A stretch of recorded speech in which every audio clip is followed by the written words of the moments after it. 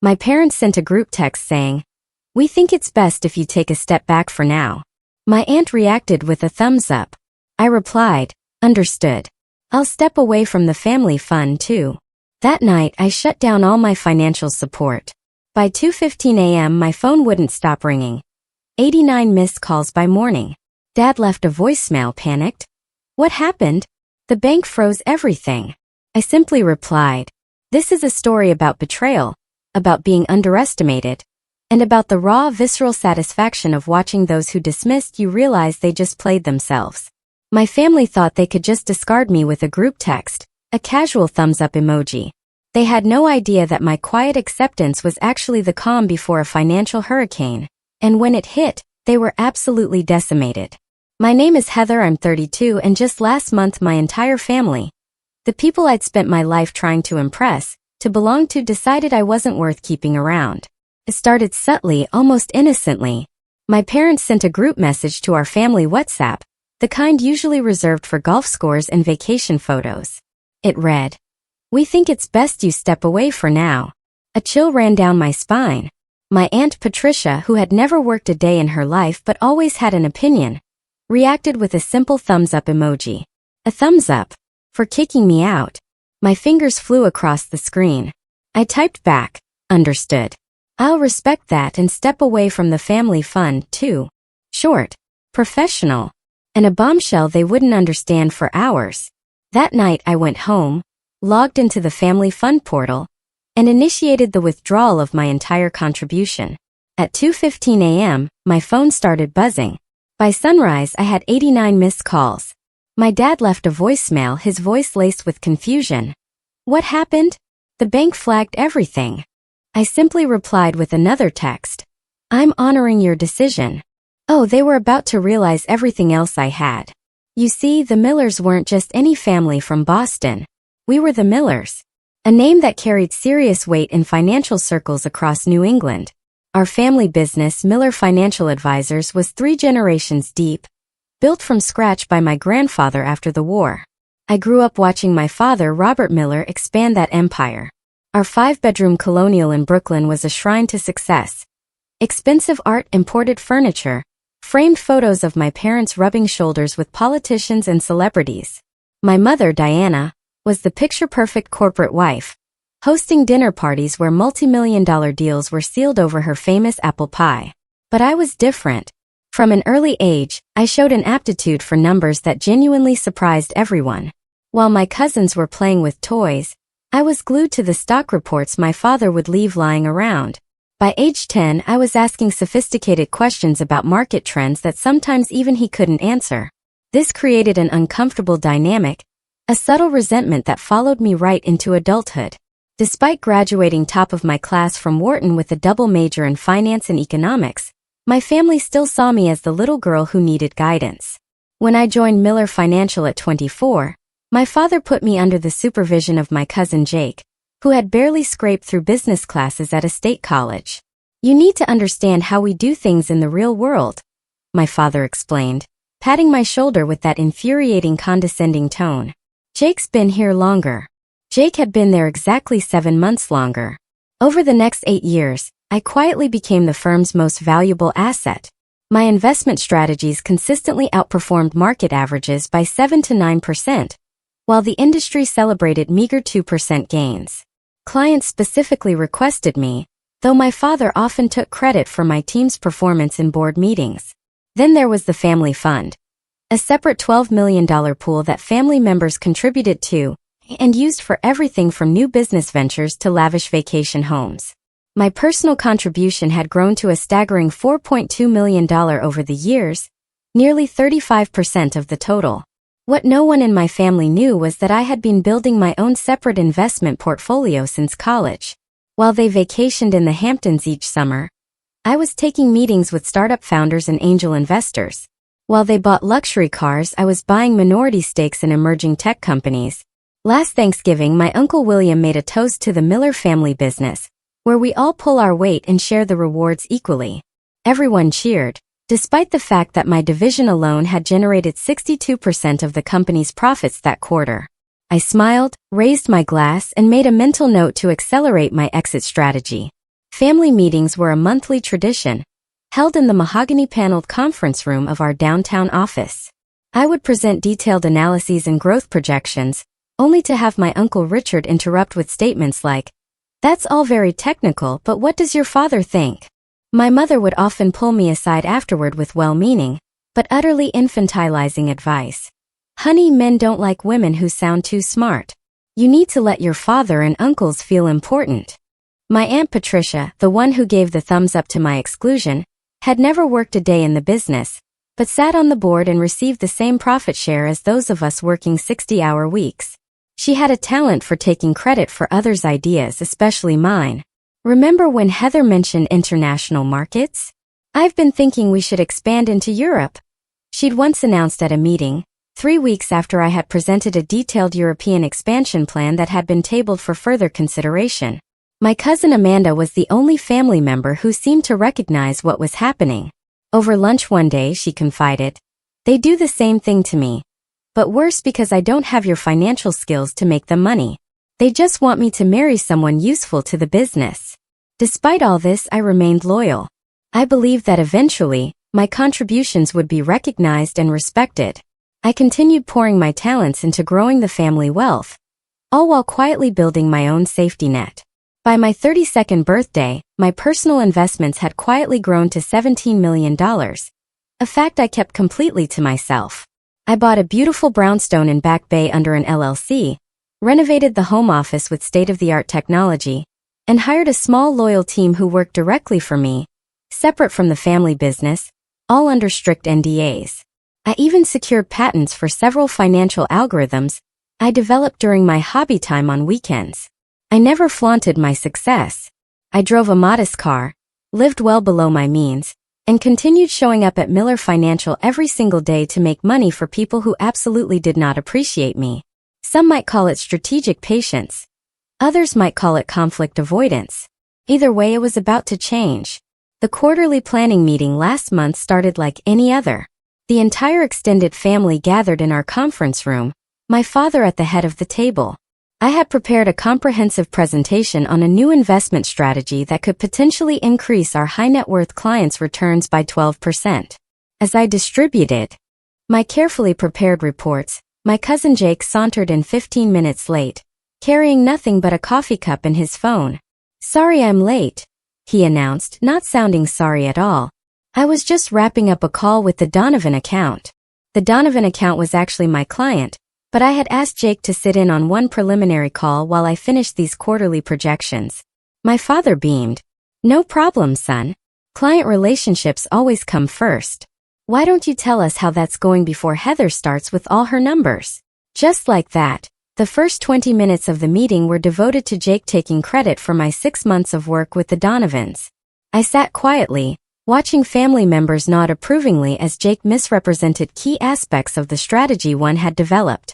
When it was finally my turn to present, I had barely gotten through my second slide when Uncle Richard cleared his throat. "This all seems unnecessarily complicated," he said, not bothering to hide his dismissive tone. "Our clients trust the Miller name because we keep things simple and reliable." My Aunt Patricia nodded vigorously. "Exactly. All these algorithms and technical strategies just confuse people." I took a deep breath. "Actually, our client surveys indicate they're specifically coming to us for more sophisticated approaches. The market has changed, and if we don't adapt, we'll start losing accounts to firms that are embracing these new methodologies." My father tapped his pen on the table, a signal I'd learned meant he was getting impatient. "Heather, theory is one thing, but we deal in practical realities here." "This isn't theory," I replied, trying to keep my voice even. "I've already implemented this approach with the Westfield portfolio as a test case. They've seen a 14% return in just 1 quarter. There was a moment of surprised silence before my father responded. "You implemented this without authorization? That's not how we do things here." I felt heat rising in my cheeks. "I discussed it with you last month. You said to do whatever I thought best with the Westfield account since it was underperforming." "I certainly didn't authorize a complete strategy overhaul," he replied, though we both knew he had barely listened during that conversation, distracted by a golf tournament on the office television. Jake jumped in. I have a simpler approach we could consider. He had nothing prepared. No slides, no data, not even a notepad. Yet, for the next 30 minutes, the family listened attentively as he essentially repackaged ideas I had presented last year, with key components missing that would actually make them work.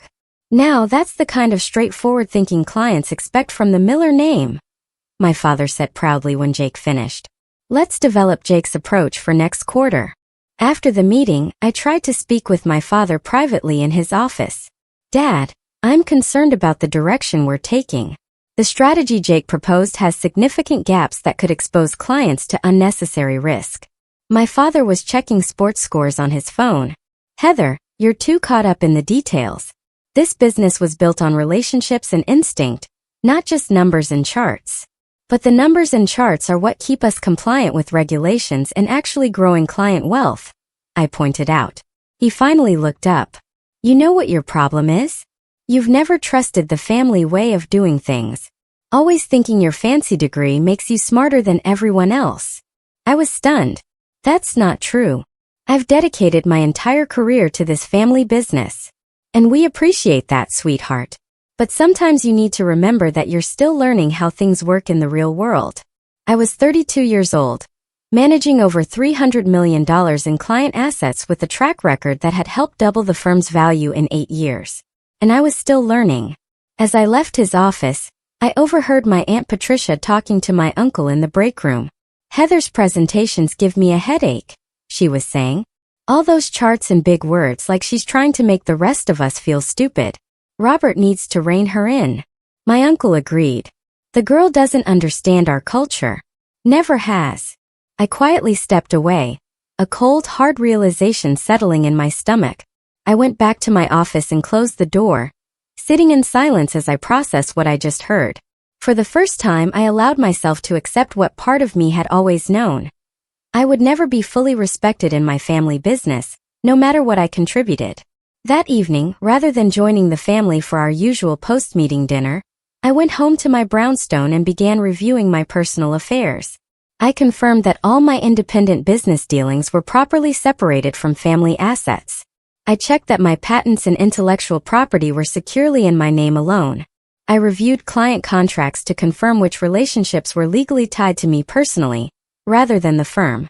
I wasn't planning anything specific yet, but something had shifted, and I knew I needed to be prepared. The next week brought more subtle slights and dismissals. In a client meeting, my father interrupted my explanation of a tax strategy to translate it to English, essentially oversimplifying my advice to the point of inaccuracy. At a staff training session, Jake presented one of my risk assessment models as his own creation. My aunt accidentally left me off the email chain for an important family business discussion. Then came the final straw. I arrived early at the office on Tuesday to prepare for a meeting with our largest client, only to find the meeting had been moved up and was already in progress. Through the glass walls of the conference room, I could see my father, Jake, and 2 other family members sitting with clients I had worked with for years. I stood frozen in the hallway, watching as they showed the client's presentation slides I had created. As the client nodded approvingly, my father and Jake exchanged congratulatory glances. Later that day, I discovered they had also scheduled a strategic planning retreat for the following weekend at my uncle's lake house. Everyone in the family leadership team was invited, except me. That night, I sat in my home office until late, staring at my computer screen, but not really seeing it. Years of memories cycled through my mind, all the times my ideas had been dismissed, only to be celebrated when presented by someone else, all the extra hours I'd worked to prove my worth, all the growth I'd created for a family that would never see me as an equal. Enough, I whispered to the empty room. Whatever happened next, I knew I was done being undervalued and overlooked. 3 days later, on Friday afternoon, my phone buzzed with a notification from our family WhatsApp group. The message from my father read, "After considerable discussion among the senior family members, we think it would be best if Heather steps away from client management for now. We appreciate her background work, but recent feedback suggests clients respond better to our traditional approach. This isn't permanent, just a chance to realign with the Miller way of doing things." I stared at the screen, watching as responses started coming in. My uncle Richard. Completely agree. Smart move. Aunt Patricia. Amen. Cousin Jake. Happy to take over her accounts in the transition. My mother. We only want what's best for everyone. 2 other cousins added their own affirmative responses. No one objected. No one even asked what client feedback they were referring to, which was telling since I managed our client satisfaction surveys and knew our numbers were excellent. I felt an odd sense of calm as I watched this unfold. After years of trying to prove my worth, after all the revenue I had generated, after all the growth I had created for them, this was what it came down to. A group text removing me from my role without even the courtesy of a phone call. I waited exactly 17 minutes before responding, during which time several more supportive messages appeared from various family members, including some who had previously claimed to be on my side during office disagreements. Finally, I typed, "Understood. I'll respect that decision and step away from the family fund, too. Wishing everyone continued success." Short, professional, and containing a bombshell they didn't yet understand. I put my phone on silent and placed it face down on my desk. Then I opened my laptop and logged into the banking portal for our family fund. As a major contributor and one of the fund administrators, I had full access to the account. The process was surprisingly simple. A few clicks to initiate the withdrawal of my entire contribution, $4.2 million, plus the accurate portion of growth attributable to my investments within the fund, which added another $1.7 million. The system asked if I was sure. I was. I then sent a formal email to our family attorney, documenting my withdrawal from the fund, citing the section of our family agreement that allowed major contributors to exit with proper notice. I blind copied myself on a separate email account for records. The family fund had always operated with a liquidity requirement, keeping at least 50% of assets in easily accessible accounts to allow for quick deployment when opportunities arose. This meant that my withdrawal wouldn't bounce due to insufficient liquid assets, but it would immediately and dramatically alter the fund's structure and capacity. Our banking alerts were set to notify all administrators of any transaction over $50,000.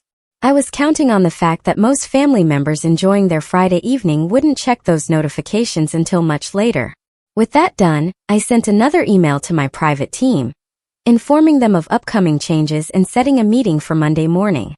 I then went to my home safe and retrieved all the key documents I had carefully organized over the years, copies of patents, client contracts with my personal service clauses, documentation of my independent business entities, and evidence of which investment strategies were legally mine rather than the firm's.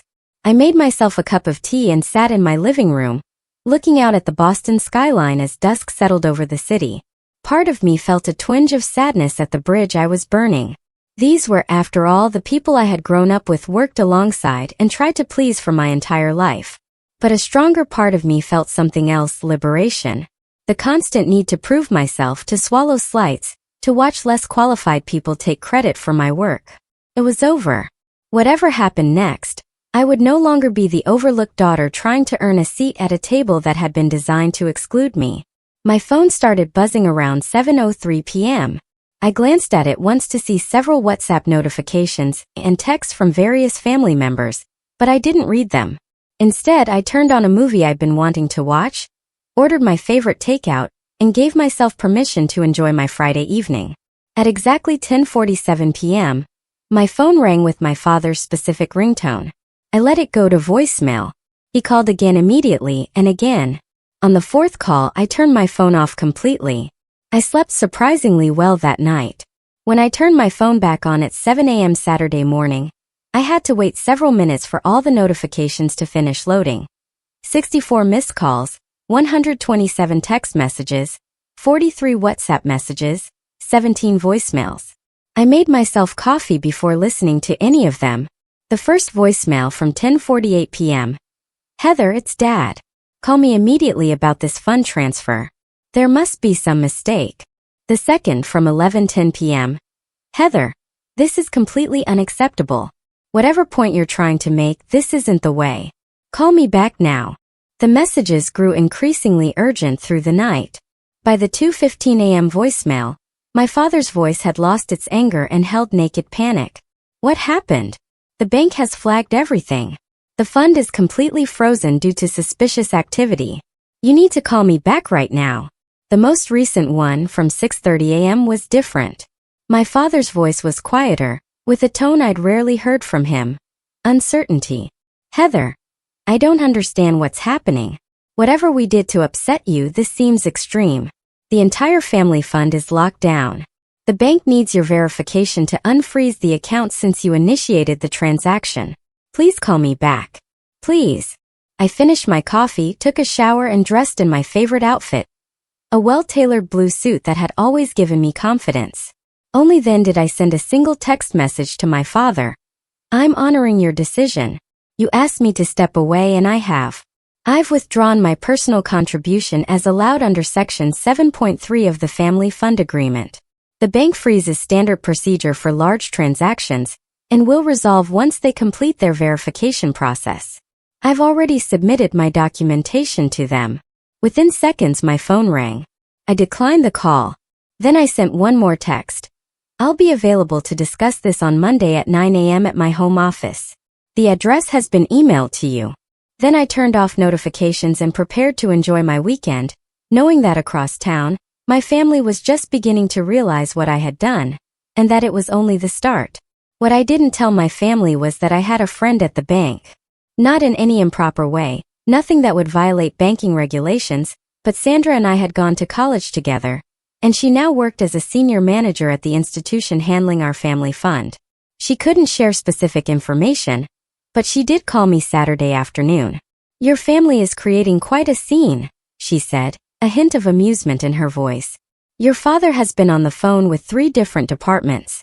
Your uncle showed up in person and demanded to speak with the president of the bank. I'm sorry about that, I replied. Don't be, Sandra said. From what I can tell, everything you did was completely by the book. The freeze is just standard protocol when a significant percentage of a large fund is withdrawn suddenly. It's an anti-fraud measure. I know, I said. And I've already submitted all the documentation showing I'm entitled to those funds, which is why it should be resolved by Monday, she confirmed. Though I doubt that will calm them down in the meantime. She wasn't wrong. Through various notifications that kept appearing despite my efforts to mute them, I caught glimpses of the family meltdown. My phone would light up with preview snippets. Uncle Richard. This is sabotage. She can't just, Aunt Patricia. I always said she was too emotional to, Cousin Jake. What about the Henderson deal we were counting on? My mother. Heather, honey, please just talk to us. We can fix. By Saturday evening, the tone of the messages had begun to shift from outrage to desperation. The family had apparently begun to understand the full implications of my withdrawal. The Henderson deal Jake mentioned was a $20 million commercial real estate project the family had been planning to invest in. The fund would have provided the down payment, with financing covering the rest. Without my portion, they were now significantly short of the required cash, and the bank freeze meant they couldn't access even the remaining funds in time to save the deal. 6 months of work and a potential $3 million profit were evaporating. My cousin Amanda was the only one who sent a different kind of message. Good for you. They never appreciated what you brought to the table. Want to get coffee next week? I actually smiled at that one and sent back a simple yes. Saturday night brought a new wave of calls and messages. This time it wasn't just family members. Clients had apparently begun to hear rumors and were concerned about their accounts. My father had given out my personal cell number, suggesting people contact me directly about the temporary technical issue with some accounts. This crossed a line, involving outside clients in a family dispute. I spent 2 hours sending carefully worded reassurances to clients, clarifying that their individual investment accounts were completely separate from the family fund and entirely unaffected. I also noted that I would be happy to discuss their portfolios directly on Monday, if they had any concerns. I was careful not to disparage the family business or give any indication of the internal conflict. These were relationships I had built over years, and regardless of what was happening with my family, I maintained my professional ethics. Around midnight, our family attorney Jonathan called. Unlike the others, he was calm and measured. Heather, I've reviewed your withdrawal documentation, and everything appears to be in order legally. However, the timing and manner of this action have created significant challenges for the family operations.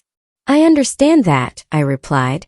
But as you've confirmed, I've acted within my rights. He paused. Your father has asked me to propose an immediate restoration of the funds with a renegotiated leadership role for you within the company. I appreciate the offer, I said, but I'm not making any decisions right now. I'm happy to discuss options on Monday morning. Another pause. He's also mentioned the possibility of legal action regarding intellectual property and client relationships. Now it was my turn to pause. This was a weak threat and Jonathan knew it. All of my patents and proprietary strategies are registered in my name personally, not the company's. As for client relationships, I'm sure you've reviewed the contracts and noticed the personal service clauses in many of them. But again, I'm happy to discuss all of this on Monday. He sighed. I'll relay your position. For what it's worth, I've advised against any legal posturing. It wouldn't serve anyone's interests. I agree, I said. Good night, Jonathan. By Sunday morning, the family strategy had shifted again. Now came the emotional appeals.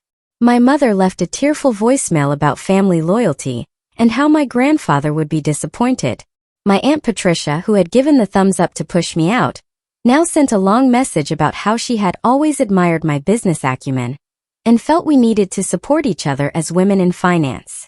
Uncle Richard tried a different approach, sending a gruff text suggesting I was overreacting to standard business restructuring and needed to get over my hurt feelings for the good of the family.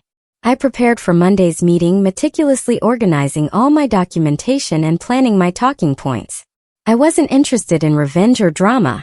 I simply wanted recognition of my value and respect for my contributions. Sunday night, my home security system alerted me to someone at my door. Through the camera, I saw my father standing there, looking uncharacteristically disheveled. His normally perfectly pressed shirt was wrinkled, and he seemed to have aged years in 2 days.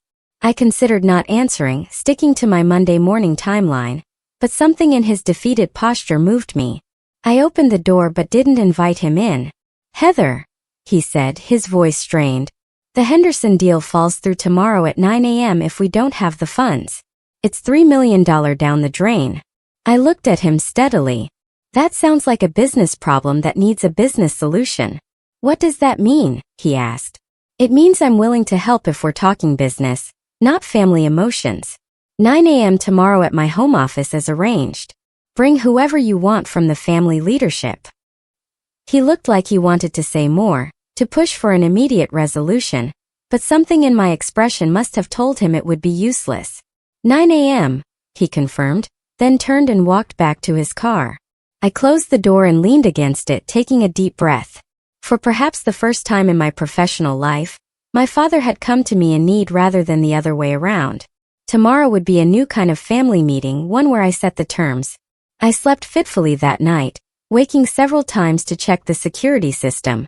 Part of me worried that more family members might show up, but the house remained quiet.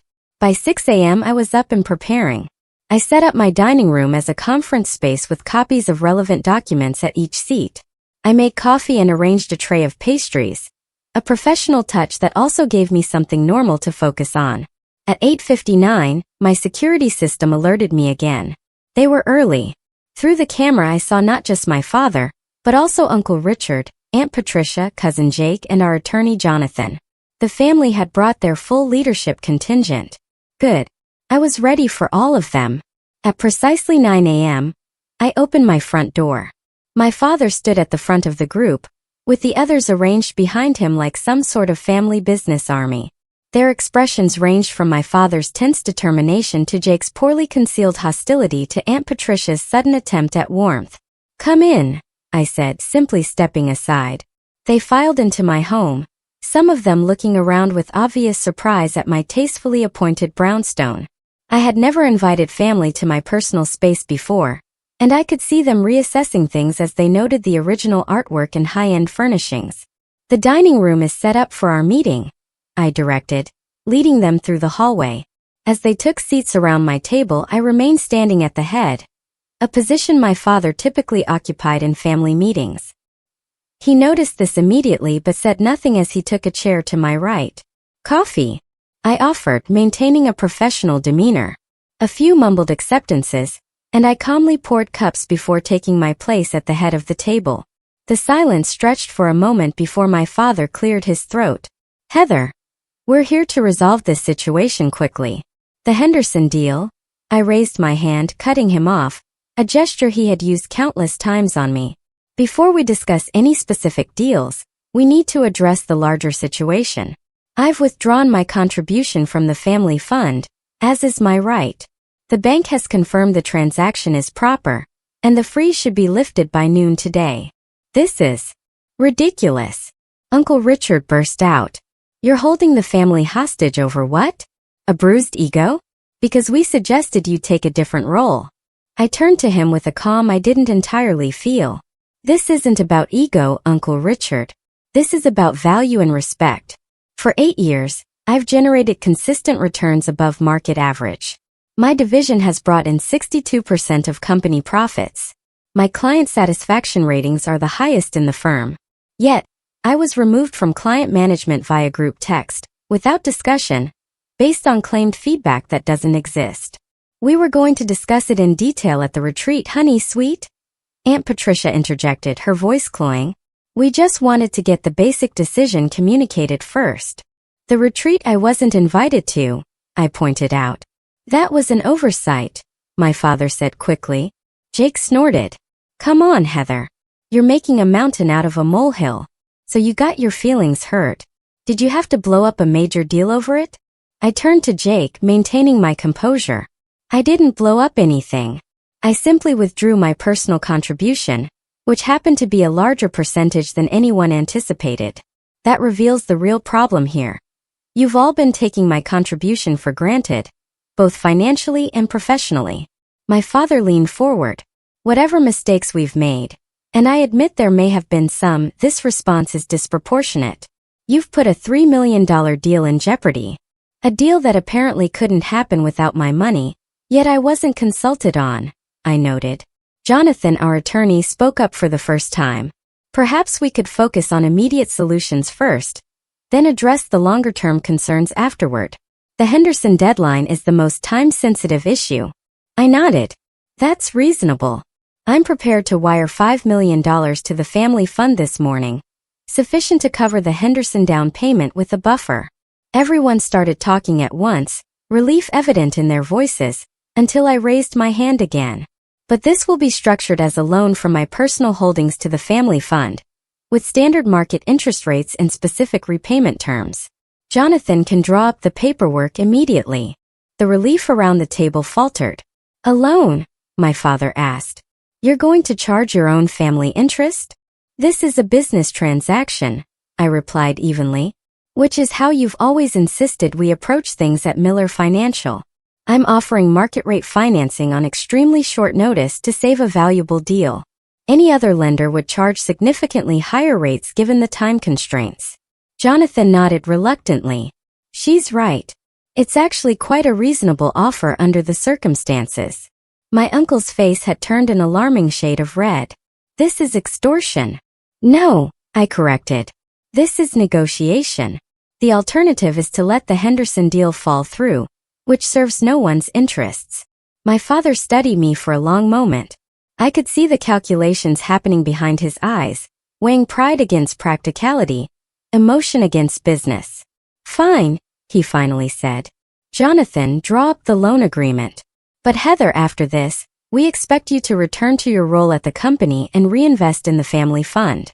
We can discuss a more appropriate leadership position for you. I shook my head. That's not on the table today. The loan for the Henderson deal is a separate matter. My future involvement with Miller Financial and the family fund will require a completely new agreement. Aunt Patricia leaned toward me, her voice dropping to what she probably thought was a sympathetic tone. Heather, dear, I understand you're upset. We all say and do things in the heat of the moment, but we're family. Yes, we are, I agreed. And families should treat each other with respect. The group message asking me to step away made it clear how much my contributions are valued. That was poorly handled, my father admitted. I take responsibility for that, but surely we can move past a single communication mistake. It wasn't a mistake, I said quietly. It was a symptom of a pattern that's existed for years. My ideas are dismissed until someone else presents them. My achievements are attributed to team effort, while others are celebrated individually. My professional judgment is questioned despite consistent results. I've poured my life into this family, into this business, and in return, I've been treated as an afterthought. That ends today. The room fell silent as the full impact of my words sank in. For the first time, I wasn't backing down or smoothing things over. I wasn't accepting a pat on the head and a promise to do better next time. Finally, Jake broke the silence with a dismissive laugh. This is all very dramatic, but let's be realistic. You need the Miller name and connections as much as we need your number crunching. Where exactly do you think you're going to go? That was the opening I had been waiting for. I smiled at Jake's question. That brings us to the next item on our agenda. I pressed a button on a small remote, and the large television on the dining room wall lit up with a presentation. The first slide showed a logo I had designed myself, Heather Miller Capital Management. I've been operating my own investment firm as a separate entity for the past 4 years, I explained, advancing to the next slide, which showed impressive growth charts. My personal clients have enjoyed average returns of 17%, compared to the 9% at Miller Financial. The shocked expressions around the table gave me a satisfaction I tried not to show. That's not possible, my father said. You've been working full-time at our firm. When would you have had time to run another business? Evenings, weekends, the vacation days I never took, I replied. While everyone else was at the lake house or on European trips, I was building something of my own. Uncle Richard's face had moved from red to nearly purple. This is a violation of your employment contract. You can't compete with the family business. I slid a document across the table to Jonathan. My employment contract specifically allows for personal investment activities, as long as they don't directly solicit Miller Financial clients. I've adhered to that completely. Jonathan skimmed the document and gave a reluctant nod. She's technically correct. The clause was intended to cover personal stock trading, but it's broadly worded. I advanced to the next slide showing a list of patents. I also hold 7 patents for financial algorithms and trading systems, all registered to me personally, not Miller Financial. Those were developed while you worked for us, my father argued, though uncertainty had crept into his voice. They were developed on my own time using my own resources, I corrected. I've maintained meticulous documentation to establish that the patents are legally mine. The next slide showed a client list, a modest but impressive collection of names, none of whom were current Miller Financial clients. I've built relationships with 27 high-net-worth clients, completely separate from our family business, I continued. Their combined assets under my management total, just over $400 million. Jake let out a low whistle despite himself. Furthermore, I said, moving to another slide, 17 current Miller Financial clients have personal service agreements with me specifically. I handed copies of these contracts to Jonathan. These agreements include clauses stating that if I leave the firm, they have the option to transfer their accounts to follow me. Jonathan reviewed the documents with growing concern. These are standard personal service provisions. Many high-end clients insist on them to ensure continuity with their preferred advisor. My father looked stricken. How many of our clients have these agreements? Clients representing approximately $230 million in assets, I replied evenly. The room fell silent again as everyone processed the implications. Not only had I built a successful separate business, but I could potentially take a significant portion of Miller Financial's client base with me if I left. When did you plan all this? My aunt asked, her false warmth completely gone now. I didn't plan it as a strategy against the family, I said honestly. I started building my separate business because I realized years ago that no matter what I contributed, I would never be fully respected at Miller Financial. It was self-preservation, not sabotage. I advanced to one final slide, showing a comparison between Miller Financial's performance and my own firm's results over the past 4 years. The difference was stark. I'm not sharing this to hurt anyone, I said, softening my tone slightly. I'm sharing it to demonstrate that I've earned the right to be taken seriously. I'm not asking for special treatment. I'm asking for the recognition my results deserve. My father stared at the screen, then back at me. For the first time in my professional life, I saw something new in his eyes. respect, tinged with regret. "What do you want, Heather?" he asked quietly. "First, we complete the loan agreement for the Henderson deal to address the immediate need," I replied. "Second, I take a 1-month leave of absence from Miller Financial to give everyone time to consider next steps. Third, we reconvene in 30 days to discuss either my return under new terms or my formal departure, and the transition of my clients." I looked around the table. "Those are my non-negotiable terms." Jonathan spoke up. "From a legal perspective, these are reasonable requests given the circumstances. I would advise accepting them." Uncle Richard looked like he wanted to argue further, but my father raised a hand to silence him, a gesture I had seen countless times in family meetings, but never directed at one of them. "Jonathan will draw up the loan agreement immediately, and will formalize your leave of absence today." Jake started to protest, but my father cut him off. "Enough, Jake. The situation has changed, and we need to adapt." As Jonathan began drafting the loan document on his laptop, an uncomfortable silence fell over the room. I could see various family members processing the new reality, a reality where I held significant power they hadn't known existed.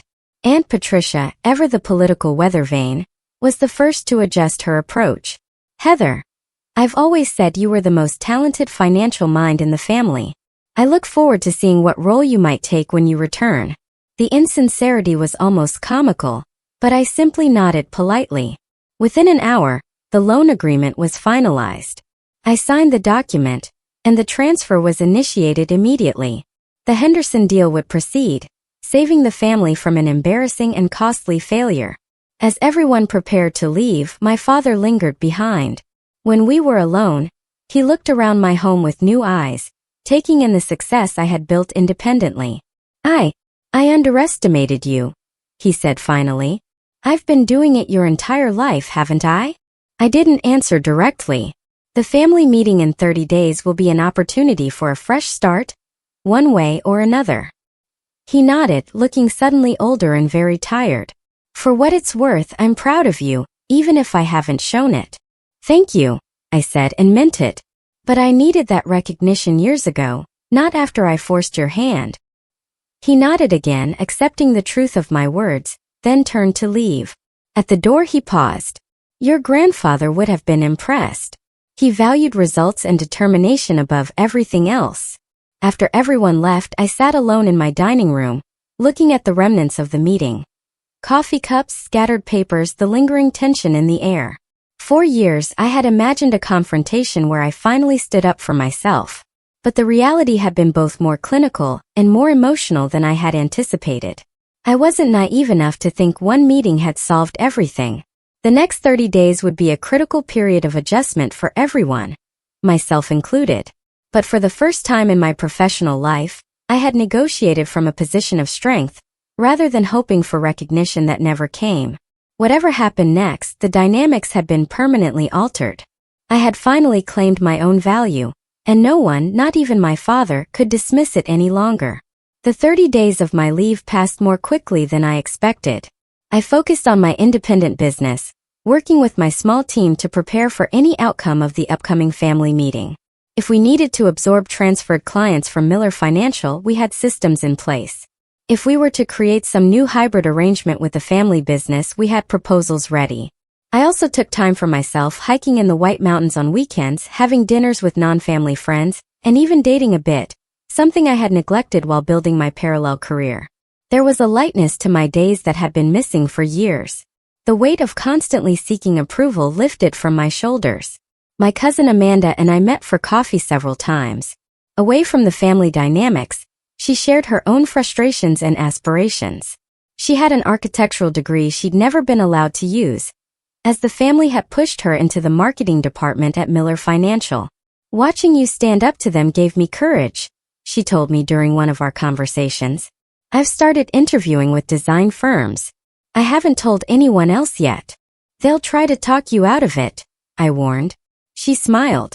"I know, but I've seen what's possible now." I received occasional updates from Jonathan about the family business.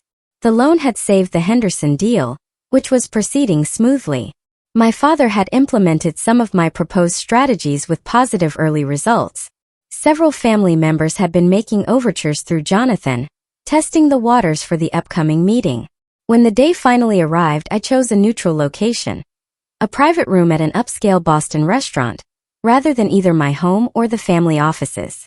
I arrived early to ensure the setup was as I wanted, a round table rather than a rectangular one, eliminating the head position my father traditionally occupied. They arrived as a group again, but the energy was different. Gone was the confrontational stance from our last meeting. My father led with a subdued confidence.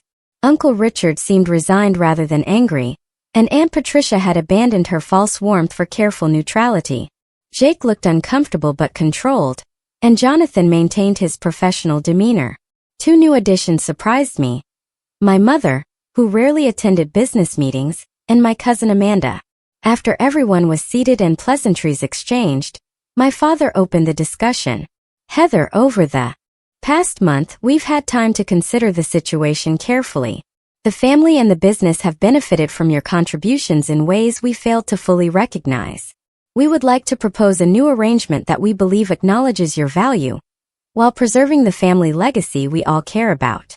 He nodded to Jonathan, who distributed folders to everyone at the table. "We're proposing a restructuring of Miller Financial," my father continued. "The creation of a new division, Miller Capital Management, with you as president and CEO. This division would have autonomy over investment strategies and client relationships, with its own profit-sharing structure, separate from the traditional family pool." I opened the folder and reviewed the proposal as he spoke. The terms were surprisingly favorable: a significant ownership stake, decision-making authority, and compensation tied directly to performance. Additionally, my father said, we're proposing changes to the family fund structure. Each contributor would have proportional voting rights based on their investment, rather than the current system where all family members have equal say regardless of contribution. This was a major concession, a direct acknowledgement of the power imbalance that had existed. "What about my existing independent business?" I asked. "We're proposing a merger," Jonathan explained. "Your clients and patents would be incorporated into the new division, with specific protections for your intellectual property rights. All client service agreements would remain intact, with you as the primary advisor." I considered the proposal carefully. And leadership succession? The same issues could arise again in the future. My father nodded. "The restructuring includes a merit-based succession plan for all divisions. Leadership positions will be determined by performance metrics and client outcomes, not seniority or family politics." It was a comprehensive proposal, addressing most of my concerns. The family had clearly done serious work during my absence. "I'll need time to review the details," I said. "Of course," my father agreed. "We're not expecting an immediate decision." Uncle Richard, who had been uncharacteristically quiet, spoke up. "I want to acknowledge something, Heather. I've been dismissive of your approaches because they weren't how we've traditionally done things. The results speak for themselves, and I was wrong to resist change that clearly benefits our clients." Coming from my uncle, this was the equivalent of moving mountains. Aunt Patricia added, "The family business needs to evolve. Your generation brings perspectives we need to embrace, not resist." Jake shifted uncomfortably before adding, "I've learned a lot reviewing your client strategies over the past month. There's a depth to your approach that I hadn't fully appreciated." These admissions, while clearly difficult for them, showed a significant shift in the family dynamic. My mother reached across the table and squeezed my hand briefly, a simple gesture of support that meant more than she probably realized. "I appreciate everyone's willingness to reconsider our working relationship," I said carefully. "I'll review the proposal and respond within a week." As the meeting concluded, Amanda caught my eye with a small smile of encouragement. Whatever I decided, I knew I had at least one family member who understood what this moment meant. The days that followed involved careful analysis of the proposal with my team and independent legal counsel. There were negotiations on specific terms, clarifications of authority boundaries, and detailed discussions about the integration of my existing business. In the end, I accepted a modified version of the family's proposal. The new division was established, my independent business was merged in, and I took on a leadership role that reflected my contributions. My personal investments returned to the family fund, but under the new voting structure that ensured my voice would be proportional to my contribution. The transition wasn't perfect. Old habits occasionally resurfaced. My father instinctively trying to override decisions, Jake taking credit in client meetings, and Patricia making subtle undermining comments. But now there were structures in place to address these issues. And more importantly, I had proven my willingness to walk away if necessary. Over the following year, Miller Capital Management outperformed every other division of the family business. New clients were attracted by our innovative approaches, and existing clients benefited from enhanced returns. My cousin Amanda eventually left to pursue her architectural passion, with my full support and a small investment from me in her new design firm. The family dynamic shifted gradually. My father and I developed a new relationship based on mutual professional respect, rather than the parent-child dynamic that had undermined us for years. Some family members adapted better than others, but all recognized that the business was stronger for the changes we had implemented. One evening, nearly a year after that fateful group text, my father and I were reviewing quarterly results. "I've been thinking about your grandfather lately," he said unexpectedly. When he handed the business to me, he said something I didn't understand at the time. He said, "The best legacy isn't preservation, it's evolution." I think I finally understand what he meant. I looked at my father thoughtfully. Evolution is harder than preservation. It requires admitting that the original form might not be perfect. He nodded. Pride makes that difficult. I was so focused on maintaining what he built that I resisted changes that would have made it better. He smiled slightly, even when those changes came from the person most committed to its success. "It's never too late to evolve," I said. The journey from being undervalued to being respected hadn't come easily. It had required me to build leverage to be willing to walk away, and ultimately to force a confrontation I would have preferred to avoid. But the outcome wasn't just better for me. It was better for the entire family and the business we had all dedicated ourselves to. The most valuable lesson wasn't about finance or business strategy. It was simpler and more universal. Respect isn't given freely. It must sometimes be claimed. Worth isn't determined by others' recognition of it, but by your own knowledge of your value, and your willingness to stand firm in that knowledge. Have you ever had to take a dramatic stand to make people recognize your value? I'd love to hear your stories in the comments below. Thanks for watching. Take care.